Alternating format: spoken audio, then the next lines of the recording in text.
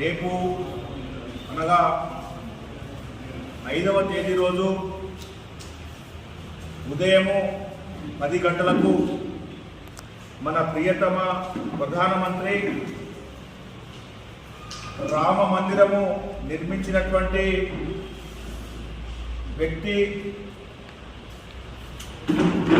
బాలరాముని యొక్క విగ్రహ ప్రాణ ప్రతిష్ఠ చేసినటువంటి మహానుభావుడు మన ప్రియతమ ప్రధానమంత్రి నరేంద్ర మోడీ గారు రేపు మన పార్లమెంట్లోని పటాన్చెరు నియోజకవర్గంలో పటేల్గూడకు విచ్చేస్తున్నారు.